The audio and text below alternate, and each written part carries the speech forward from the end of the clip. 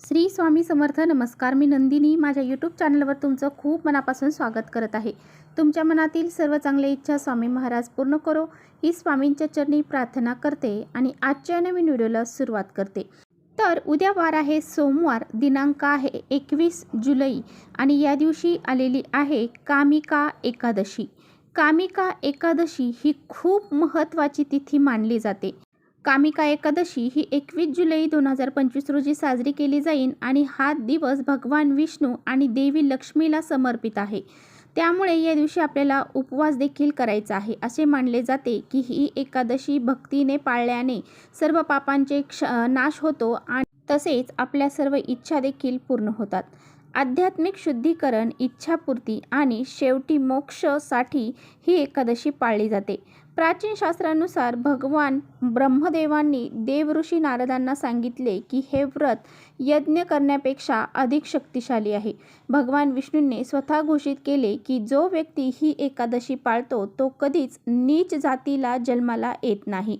तर ह्या एकादशीची जी सुरुवात आहे तर ती 20 जुलै 2025 रोजी 12:12 दुपारी होणार आहे आणि त्या एकादशीची जी समाप्ती आहे तर 21 जुलै 2025 रोजी 9:38 सकाळी होणार आहे.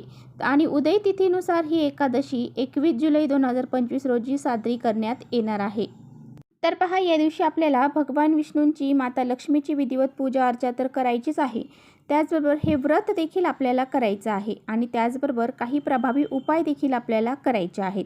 तर आजच्या व्हिडिओमध्ये मी तुम्हाला अतिशय प्रभावशाली उपाय सांगणार आहे. आपल्याला सकाळीच उठल्याबरोबर आपल्या उंबरठ्यावरती ही एक वस्तू ठेवायची आहे. सकाळी उठल्याबरोबर कामिका एकादशीला जर आपण ही एक वस्तू आपल्या घराच्या उंबरठ्यावर जर ठेवली तर आपल्या जीवनामध्ये दोष, अडचणी, संकट जे आहेत ते दूर होऊन जातात. आपल्या घराची, मुलांची, पतीची प्रगती होते. त्याचबरोबर आपल्या घरामध्ये माता लक्ष्मी प्रवेश करते आणि घरामध्ये चहूबाजूने पैसा यायला सुरुवात होते. इतका हा प्रभावी उपाय आहे. हा उपाय कसा करायचा आहे, कोणती वस्तू उठल्याबरोबर आपल्याला घराच्या बाहेर उंबरठ्यावरती ठेवायची आहे, हे आजच्या व्हिडिओमध्ये मी तुम्हाला सविस्तर सांगणार आहे. त्यामुळे तुम्ही कुठे व्हिडिओ स्किप न करता शेवटपर्यंत नक्की बघा, जेणेकरून तुमच्यापर्यंत योग्य ती माहिती पोहोचेल. आपल्या चॅनलवर जर नवीन असाल तर चॅनलला लगेच सबस्क्राईब करा आणि असेच नवनवीन माहितीपूर्ण व्हिडिओ पाहण्यासाठी बेल आयकॉनलाही प्रेस करा. म्हणजे मी जेव्हा कधी नवीन व्हिडिओ अपलोड करेन त्याचं नोटिफिकेशन सर्वात अगोदर तुम्हाला भेटेल आणि तुम्ही एकही व्हिडिओ मिस करणार नाही. त्याचबरोबर खाली कमेंट्समध्ये ओम नमो भगवते वासुदेवाय नमः हे लिहायला देखील विसरू नका. व्हिडिओ माहितीपूर्ण वाटला तर आपल्या मित्रपरिवारांसोबत नक्की शेअर करा. तर पहा, आजच्या व्हिडिओमध्ये जो काही उपाय मी तुम्हाला सांगणार आहे तर हा उपाय तुम्हाला सकाळी 12 वाजायच्या अगोदरच करायचा आहे. तर पहा, प्रत्येक महिन्यामध्ये 2 एकादशी येतात आणि प्रत्येक एकादशीचं महत्त्व हे वेगवेगळं असतं. पहिली एकादशी असते तर ती शुक्ल पक्षात येते, दुसरी एकादशी ही कृष्ण पक्षात येते. अशा ह्या महिन्याभरामध्ये 2 एकादशी येतात आणि वर्षभरामध्ये 24 एकादशी ह्या येत असतात आणि प्रत्येक एकादशी ही खूप महत्त्वाची असते. असं म्हटलं जातं की आषाढी एकादशीनंतर येणारी जी एकादशी आहे तर ती जर आपण एकादशीचं व्रत केलं तर आषाढी एकादशीचं व्रत हे आपल्याला घडलेलं याचं पुण्य आपल्याला प्राप्त होते. आपल्याला प्रत्येकालाच ज्या व्यक्तीने आषाढी एकादशीचं व्रत केलेलं आहे त्यांनी या कामिका एकादशीचं व्रत देखील करायचं आहे. तर पहा, तुम्ही खूप कष्ट, मेहनत करत आहात परंतु तुमच्या कष्टाला, मेहनतीला नशिबाची साथ मिळत नाही किंवा तुम्ही जे कष्ट करत आहात त्याचा योग्य तो मोबदला तुम्हाला प्राप्त होत नाही. तसेच तुम्ही कोणतंही महत्त्वाचं काम करायला गेला की त्यामध्ये तुम्हाला नेहमी अपयश येत असेल, त्यामध्ये नेहमी अडथळे निर्माण होत असतील. त्याचबरोबर घरामध्ये पैसा येत नाही किंवा पैसा आला की तो कोणत्या ना कोणत्या मार्गाने घरातून बाहेर निघून जात असेल, घराची आर्थिक समस्या ही तुम्हाला वारंवार जाणवत असेल, घरामध्ये दारिद्र्य, गरिबी यासारख्या गोष्टी आलेल्या असतील आणि घरातील जी नकारात्मकता आहे तर ती घरातून बाहेर निघण्याचा मार्ग मिळत नसेल, त्याचबरोबर तुमच्या घरामध्ये पितृदोष असेल, वास्तुदोष असेल किंवा काही नजरबाधा घराला लागलेली आहे ती दूर होण्यासाठी, घरातील अडीअडचणी दूर होण्यासाठी तुम्हाला हा प्रभावी उपाय जो आहे तर तो उद्या सकाळी उठल्याबरोबर आपल्या उंबरठ्यावरती करायचा आहे. तुमच्या घराची, मुलांची, पतीची प्रगती होत नाही, घरामध्ये भरभराट राहिलेली नाही किंवा पतीचे एखादा व्यवसाय असेल तर तो व्यवस्थित चालत नाही, मुलांची प्रगती होत नसेल, अशा अनेक समस्या तुम्हाला जाणवत असतील तर त्या समस्या दूर होण्यासाठी आपल्याला अशा काही विशिष्ट तिथी असतात ना, या तिथींना वेगवेगळे उपाय हे करायचे असतात. तर पहा, कष्ट तर आपल्याला करायचेच असतात, परंतु त्याबरोबर आपण जर काही उपाय केले तर त्याचे पुण्यफळ नक्की आपल्याला प्राप्त होते. म्हणजेच आपल्या नशिबाची साथ ही आपल्याला मिळत असते. तर पहा, त्यासाठीच आपल्याला काय करायचं आहे. तर पहा, तुम्ही हा उपाय करण्यासाठी उद्या सकाळी लवकर उठायचं आहे, स्नान करायचं आहे, स्वच्छ कपडे परिधान करायचे आहे आणि घराच्या उंबरठ्यावरती तुम्हाला काय करायचं आहे, एक तांब्याचा कलश घ्यायचा आहे, त्यामध्ये थोडीशी हळद टाकायची आहे. तर त्यामध्ये चिमूटभर हळद टाकल्यानंतर थोडंसं गोमित्र तुमच्याकडे असेल तर ते सुद्धा टाकायचं आहे आणि ह्याचा शिंपडा तुम्हाला तुमच्या घराच्या मुख्य दरवाजाच्या उंबरठ्यावरती करायचा आहे. म्हणजे ते पाणी शिंपडायचं आहे. त्या घराच्या उंबरठ्याच्या बाहेर अंगणात देखील हे पाणी तुम्हाला थोडंसं शिंपडायचं आहे आणि जो मेन दरवाजा आहे त्यावरती देखील शिंपडायचा आहे आणि तो उंबरठा स्वच्छ करून घ्यायचा आहे, मुख्य दरवाजा स्वच्छ करून घ्यायचा आहे. यानंतर तुम्हाला तुमच्या घराच्या मुख्य दरवाजावरती म्हणजेच उंबरठ्यावरती तुम्हाला हळदीचं लेपन करायचं आहे. आपल्याला 1 चम्मचभर हळद घ्यायची आहे, त्यामध्ये थोडंसं गोमित्र टाकायचं आहे, चंदन पावडर असेल तर ती टाकायची आहे आणि हे सर्व मिक्स करून थोडंसं पाणी टाकून तुम्हाला त्याची पेस्ट ही उंबरठ्याला सारवायची आहे. जसं आपण घरात पहिल्या जमान्यामध्ये सारवायचो त्याच पद्धतीने उंबरठ्याला सारवायचं आहे. म्हणजे ती पेस्ट तुम्हाला त्या उंबरठ्याला चोळून घ्यायची आहे. यानंतर तुम्हाला काय करायचं आहे, एक तांब्याचा कलश घ्यायचा आहे, त्यामध्ये शुद्ध पिण्याचं पाणी भरायचं आहे. तांब्याचं नसेल स्टीलचा घेतला तरी चालेल. त्यामध्ये 1 रुपयाचं एक नाणं टाकायचं आहे.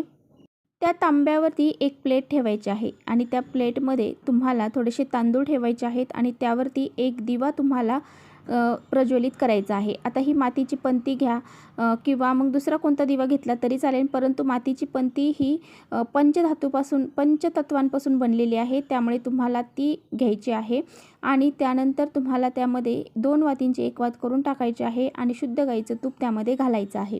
यानंतर तुम्हाला तो दिवा त्या तांब्याच्या वरती आपण जी प्लेट ठेवलेली आहे, जे तांदूळ टाकलेले त्यावरती ठेवायचं आहे. त्याला हळद, कुंकू, अक्षदा अर्पण करायचे आहे. त्याचबरोबर तुम्हाला एक फूल अर्पण करायचं आहे. त्याचबरोबर तुम्हाला एक दुसरी वाटी घ्यायची आहे, त्यामध्ये थोडीशी हळद टाकायची आहे. त्या हळदीमध्ये थोडंसं पाणी टाकायचं आहे, थोडी पेस्ट करायची आहे आणि घरातून आपण पहा, बाहेरून घरामध्ये जेव्हा प्रवेश करतो आपल्या उजवी साईड जी आहे त्या साईडला तुम्हाला काय करायचं आहे, घराच्या बाहेर जो दरवाजा आहे दरवाजाच्या साईडला तुम्हाला एक चौकोन काढायचा आहे ह्या हळदीच्या पेस्टने. आता बघा, तुमचा जो उंबरठा आहे तर उंबरठ्याच्या बाहेरची जी जागा आहे तर त्या साईडला तुम्हाला काय करायचं आहे, ह्या हळदीचा जी पेस्ट आहे त्याने थोडासा चौकोन काढायचा आहे आणि त्या चौकोनावरती हा दिवा ही जो तांब्या आहे तर तो तुम्हाला ठेवायचा आहे. आता त्या चौकोनावरती हळद कुंकू व्हायचं आहे आणि त्यानंतर हा जो तांब्या भरून ठेवलेला आहे आपण दिव्याचा तो ठेवायचा आहे. आता हा जो दिवा आपण त्या तांब्यावरती ठेवलेला आहे तर त्यामध्ये 1 कापराची वडी आणि 1 लवंग तुम्हाला टाकायचा आहे आणि तो दिवा प्रज्वलित करायचा आहे. यानंतर आपल्या अंगणामध्ये तुम्हाला एक छानशी रांगोळी काढायची आहे. गोपद्माची रांगोळी काढा किंवा मग विठ्ठलाची रांगोळी काढा, गायवासराची काढा, कोणतीही रांगोळी तुम्ही काढायची आहे. फक्त शुभ संकेत देणारी रांगोळी तुम्हाला लाल आणि पिवळ्या कलरने काढायची आहे. यानंतर तुम्हाला काय करायचं आहे, 7 तुळशीची पानं घ्यायची आहेत. आता ही 7 तुळशीची पानं तुम्हाला लाल किंवा पिवळ्या रंगाचा धागा घेऊन त्यामध्ये बांधायचे आहेत. जसं आपण तोरण करतो त्या पद्धतीने तुम्हाला ते बांधायचं आहे. आता यानंतर ही जी तुळशीची माळ आहे ती तुम्हाला तुमच्या घराच्या मुख्य दरवाजावरती आतल्या साईडने टांगू शकता किंवा बाहेरच्या साईडने, कुठेही तुम्ही आतल्या किंवा बाहेरच्या साईडने ती टांगायची आहे. तर पहा, जेव्हा आपण अशी तुळशीची माळ एकादशीच्या दिवशी आपल्या घराच्या मुख्य दरवाजावरती लावतो त्यावेळेस आपल्या घरातील इडापिडा, अलक्ष्मी, नकारात्मकता, वाईट शक्ती ह्या सर्वांचा नाश होतो आणि बाहेरून देखील आपल्या घरामध्ये नकारात्मकता, वाईट शक्ती प्रवेश करत नाही आणि माता लक्ष्मी आपल्या घरामध्ये प्रवेश करते. त्यानंतर तुमचा जो उंबरठा तुम्ही हळदीने सारवला आहे त्या उंबरठ्याचं पूजन करायचं आहे. उंबरठ्याच्या दोन्ही साईडला लक्ष्मीचे पावलं जर तुम्ही चिकटवलेले असतील किंवा मग रांगोळीने तुम्हाला काढायचे आहे, स्वास्तिक काढायचं आहे, हळद कुंकू, अक्षदा, धूप, अगरबत्ती तुम्हाला ओवाळून घ्यायची आहे. त्याचबरोबर आपण जे बाहेर रांगोळी काढलेली आहे त्यावरती हळद कुंकू वाहायचं आहे. आपल्या घराचा जो मुख्य दरवाजा आहे त्यावरती हळदीच्या साहाय्याने एक स्वास्तिक तुम्हाला काढायचं आहे. त्याची पूजन तुम्हाला करायचे आहे. तसेच तुमच्या मुख्य दरवाजावरती तुम्हाला हळदीच्या साहाय्याने ओम श्री विष्णवे नमः हा मंत्र तुम्हाला तिथे लिहायचा आहे. अशा पद्धतीने तुम्ही हा प्रभावी उपाय जो आहे तर तो उद्या सकाळी उठल्याबरोबर तुम्हाला करायचा आहे. हा उपाय जरी तुम्ही केला तरीसुद्धा तुमच्या घरामध्ये जे काही दोष अडचणी आहेत त्या दूर होतील. त्याचबरोबर घराची, मुलांची, पतीची प्रगती होईल. आयुष्याचं सोनं झाल्याशिवाय राहणार नाही, इतका हा प्रभावी उपाय आहे. हा उपाय एकदा करून पहा. त्याचबरोबर तुमच्या तुळशीपाशीसुद्धा तुम्हाला शुद्ध गाईच्या तुपाचा दिवा लावायचा आहे. तुळस ही भगवान श्री हरिविष्णूंची प्रिय आहे, म्हणजेच तिला विष्णुप्रिया, हरिप्रिया असं म्हटलं जातं. त्याचबरोबर तुळशीला तुम्हाला या दिवशी जल अर्पण करायचं नाही, स्पर्श करायचं नाही. लांबूनच तुम्हाला हळद, कुंकू, अक्षता अर्पण करायची आहे, तुळशीची पूजा करायची आहे. त्याचबरोबर तुम्हाला जी तुम्ही मुख्य दरवाजावरती माळ अर्पण केलेली आहे, म्हणजेच माळ लावलेली आहे, तुळशीची जी माळ लावलेली आहे तर ती तुम्हाला कधी काढायची आहे? तुम्हाला ती तुळशीची माळ जी आहे तर ती 2 दिवस तुमच्या घराच्या मुख्य दरवाजावरती ठेवायची आहे. 2 दिवसांनी ती तुम्हाला काढून टाकायची आहे. सुकल्यानंतर आपल्याला कोणतेही पानं हे आपल्या मुख्य दरवाजावरती ठेवायचे नसतात. त्यानंतर तुम्हाला काय करायचं आहे, तुम्ही जे कलश भरून ठेवलेला आहे पाण्याचा तर त्याचं पाणी जे आहे तर ते तुळस सोडून इतर कोणत्याही झाडाला तुम्हाला दुसऱ्या दिवशी घालायचं आहे. त्यातला जो ₹1 आहे तर तो तुम्हाला स्वच्छ करून तुमच्या पर्समध्ये नेहमी ठेवायचा आहे, तो खर्च करायचा नाही. आणि त्यानंतर जे काही दिवा आहे तर तो दिवा स्वच्छ करून तुम्हाला परत वापरायचा आहे. तर पहा, अशा पद्धतीने हा जो उपाय आहे तर तो करायचा आहे. त्याचबरोबर भगवान श्री हरिविष्णूंना या दिवशी तुळशीपत्र आवर्जून अर्पण करायचं आहे, परंतु तुळशीपत्र या दिवशी तुम्हाला तोडायचं नाही. अगोदरच्या दिवशीच तुम्हाला ते तोडून ठेवायचं आहे. तर चला इथेच थांबवते. माझा व्हिडिओ थोडा जरी आवडला असेल तर नक्की लाईक करा. चॅनलवर नवीन असाल तर चॅनलला सबस्क्राईब करा. परत भेटूया अशा छानशा व्हिडिओसोबत. तोपर्यंत श्री स्वामी समर्थ.